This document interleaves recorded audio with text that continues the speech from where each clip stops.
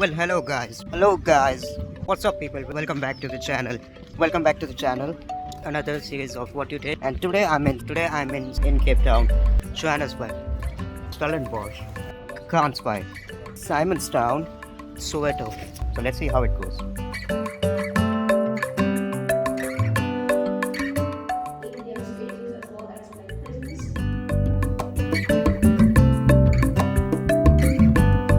These are isolation cells.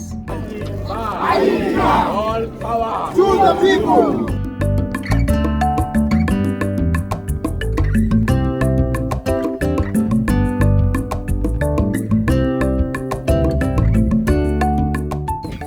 Look in front of you. You'll reminisce about Napoleon once you get to the last one. Then I would be. Yeah. So you're going to start from left to right? Yeah, this is not acceptable. I conquer the world.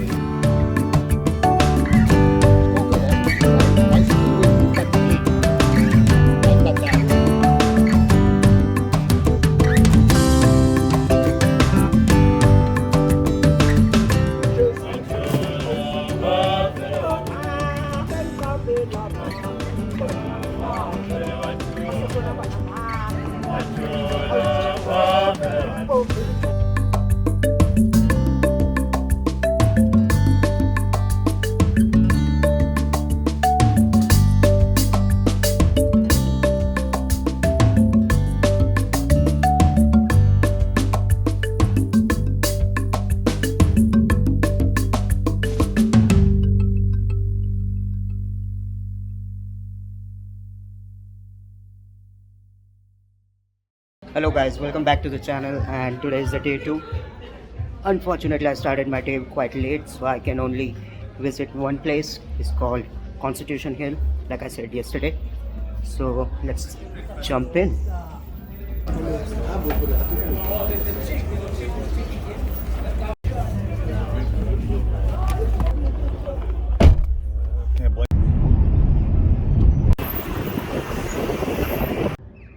So guys, I've reached to the Constitution Hill, and let me brief you a little bit about this place before I take you inside. So this place was ideally a castle before it was converted into a prison, and Paul Kruger used his prison to capture and imprison the white people as a fight against the invasion of white people in South Africa. Later on, when the white people came into power, this prison was used to imprison various freedom fighters like Mahatma Gandhi and Nelson Mandela.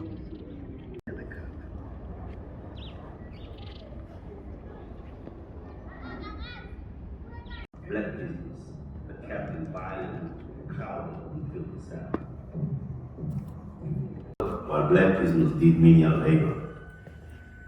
And the working conditions of black warders often made them feel like they were the prisoners.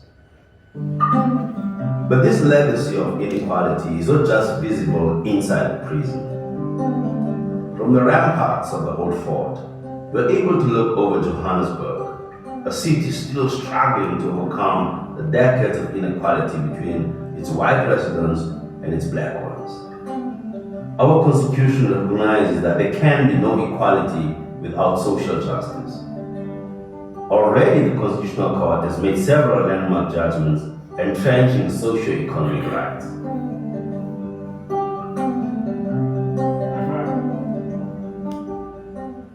Wonke ubani unesiphiwo sesidima nelungelo lokhuselo lwesidima sakhe. All prisons are violent places, but in South African prisons, such as these ones, entirely innocent people are subjected to the humiliations of prison life too.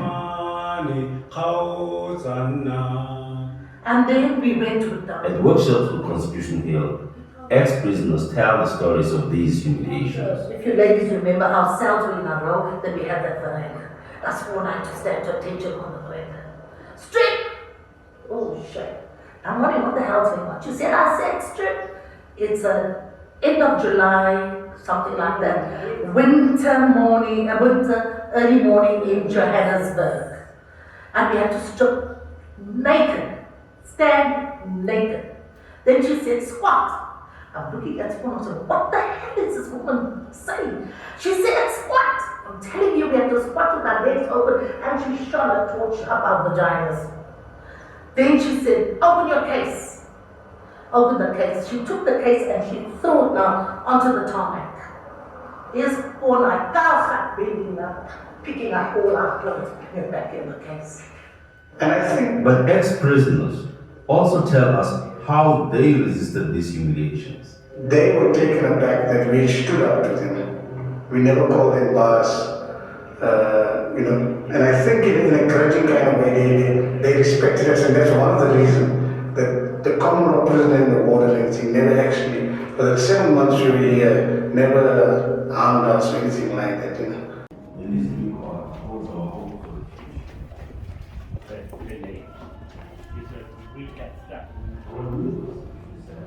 Or the right freedom, quality, each of the 11 justices.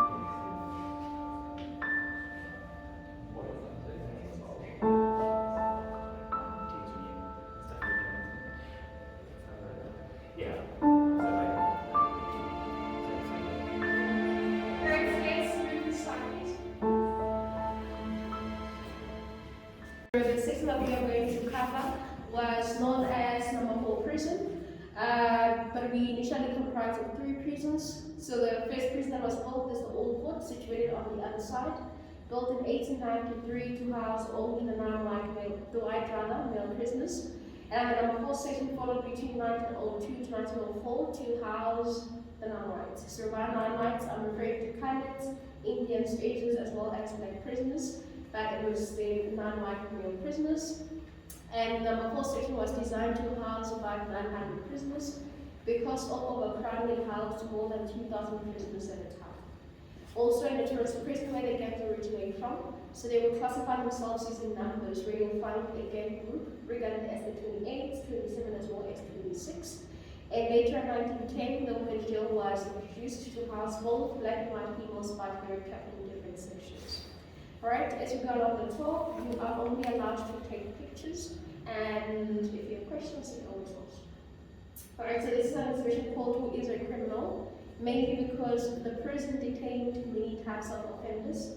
There were political prisoners that were seen as terrorists, as well as these were seen as common criminals and pastoral offenders. So by the corner we have a picture of Robert Simonstown. He was detained here during 1960 for leading a protest past March. So the march took place on the 21st of March. Today in South Africa, we know the day as Human Rights Day. Now that is just to give a highlight that not everyone that is brought here was a criminal. Most of them were guilty of being non-white. So you can have a look at the panels that we have on the site. We will then proceed to the section.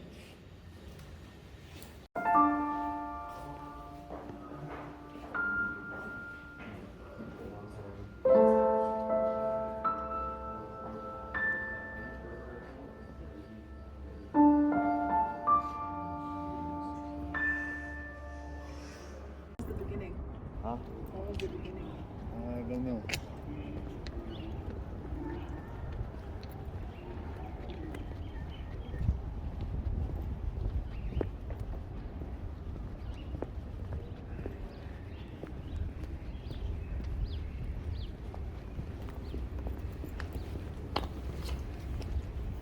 Right, so this section here is the courtyard. Over there we have toilets. They were called the long drops. We have the same toilets down there as well. And as open as the toilets are, this is the very same space that the prisoners used as a food eating area. So after collecting food at site, they were made to squat here and eat while facing the toilets. So the aim was that they lose appetite and go for days without food, but because hunger kicks in, the prisoners end up eating with no choice. But now the prison also became a health hazard where there were outbreaks of diseases over the years which they suffered from, and they did not receive the medical attention they needed. So bad conditions as well as constant overcrowding led to the prison being closed, and it was closed in 1983. The prisoners were always made to perform every time they happened to go outside for work. So the practice was called tawusa. So the prison wardens would ask the prisoners to strip naked. They had to jump up and down with their legs and also their arms wide open, do the clicking sound with their tongue, at the same time expose their rectum. So they could be checked if they did not bring anything illegal from the outside. But many men felt that they were stripped of their dignity as the practice was done, because they had to do the practice while others are watching, regardless of the age difference. So the picture was taken strictly clean by Bob Kosani. He was hiding in a building over there. The building was called Queen Victoria Hospital. He was then able to take the picture because the shelter was not yet introduced in 1954. And the picture will also show you that this is exactly where the practice would take place. The holes that we see on the picture are now patched on the wall. So you can have a read of the panels. We'll proceed to the shower area.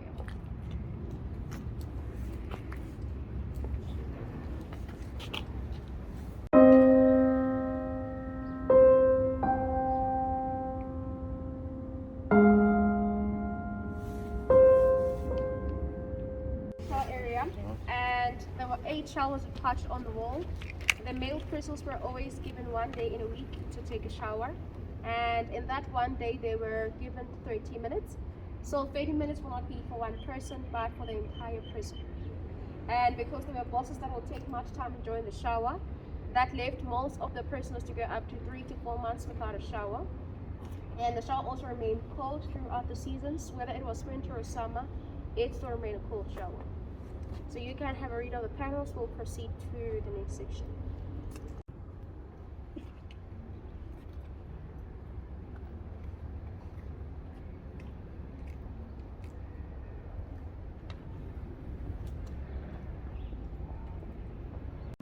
Over there we have one called Resistance and Resilience. So you will see the sculptures and activities that the prisoners use to create every Sundays. So that is the method they used of coping or keeping themselves entertained while they're imprisoned here. And you also get to see that they would use everything they had access of inside prison to create all the sculptures as well as activities. And on the side we have Power and Punishment. So as you walk inside you will see a metal cabinet. It has weapons that the warders used to use against the prisoners. Behind it you'll find a frame. So the frame was one of the most extreme form of punishment on prisoners, where they would tie a prisoner and give them lashes. So the lashes were always given in front of other prisoners and in front of a doctor. So a doctor will always be present but not to assist, rather to confirm if the prisoner's body is able to receive more lashes. So you can have a look at both exhibitions. We'll proceed to isolation cells.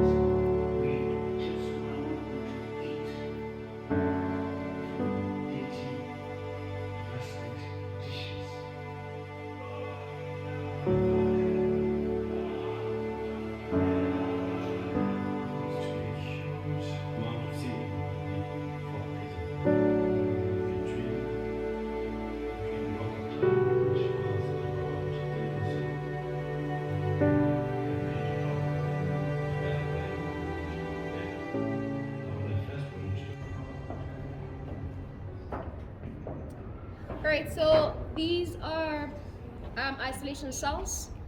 They were called the deep dark hole. So this is where they kept political prisoners, as well as prisoners who had committed crime within the prison. So if they would find a prisoner with their hair not shaved, as well as their beard, They would also regard them as a prisoner who had committed crime within the prison, and they were only given one razor blade to share amongst the six of them.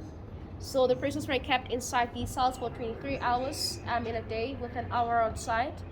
They also were deprived of their daily meals, and they only went on a diet of rice water. And because they spent much time inside the cells, they had to use the bucket system. They were given 2 buckets, one used for water and one used as a toilet, provided with sleeping mats as well as blankets. And outside we have switches, so there were switches for lights. The lights were kept on throughout the day as well as the night, so to disorientate the prisoners and also make them lose their sanity. So the prisoners could be held for 30 days inside the cells, but some spent more than 30 days. And over there we have a cell that has an iron gate outside. That is where they would take prisoners if they wanted to torture them. It is said that some of the prisoners were even tortured to death in that cell. And a postmortem will always be done that will come back saying the prisoner died out of cold or natural causes. It'll never exactly explain that they were beaten to death. The rooms that we see on the side were storage rooms, and this is the barbed wire. Let us make sure that they do not try to escape. So you guys can have a quick look at these cells. You'll see that inside a cell there is art, but that is just a temporary exhibition. So from this point, we will move to the Constitutional Court.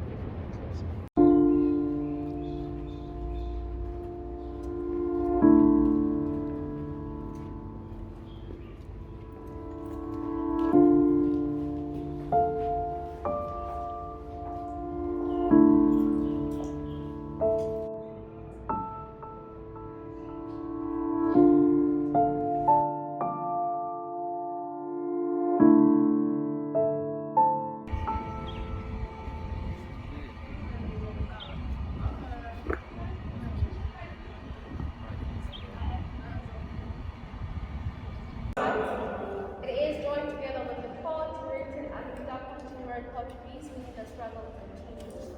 And this is the court foyer, and how the foyer was designed is the architect had an idea of African justice under a tree, because this is where people come looking for justice.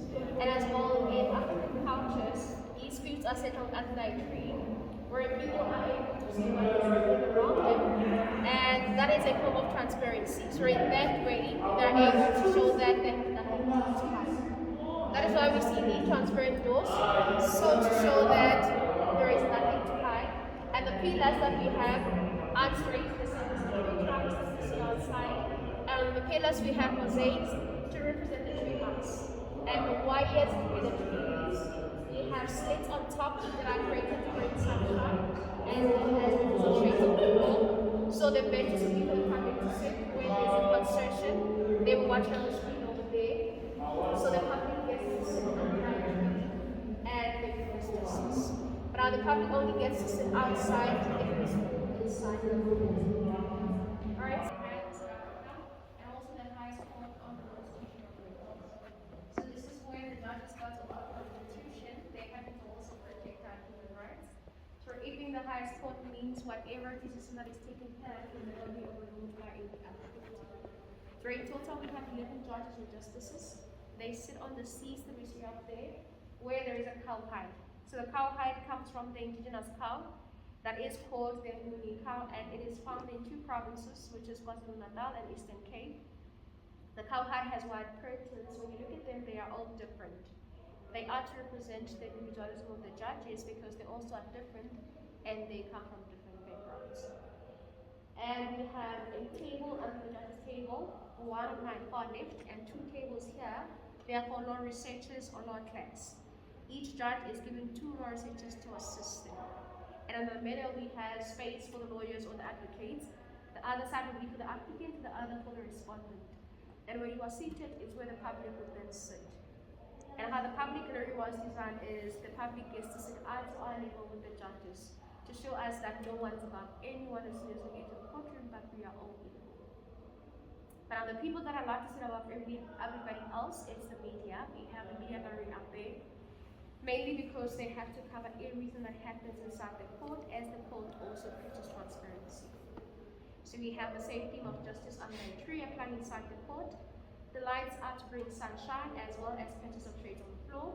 Patches of shades will be the carpet design, escalating on the side. so the public gets to sit under a tree, they also witness justice. So to reflect transparency, we have the wicker ribbon. When the judges are seated there, they can only get to see the feet of people walking. When people are wearing long pants, you cannot tell their gender or their race. It is just to remind the judges that as they're seated there, they need to know that they're here to serve even the people walking outside. Now we also have a South African flag. It is hand-beaded by women from KwaZulu-Natal. They donated the flag to the Constitutional Court.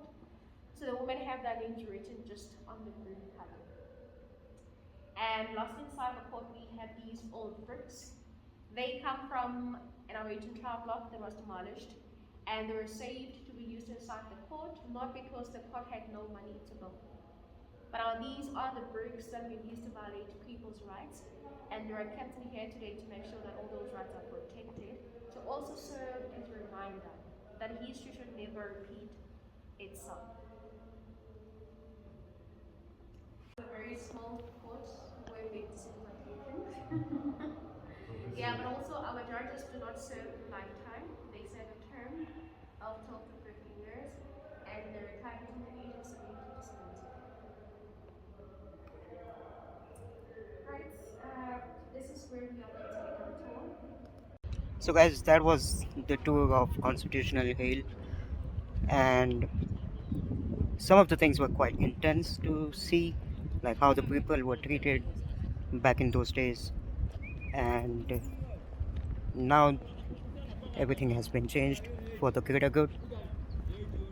So I'm going to end this vlog over here, and probably tomorrow I will take you to some cool place which is not related to the politics. So until then, stay tuned to the channel. Thank you. Hello.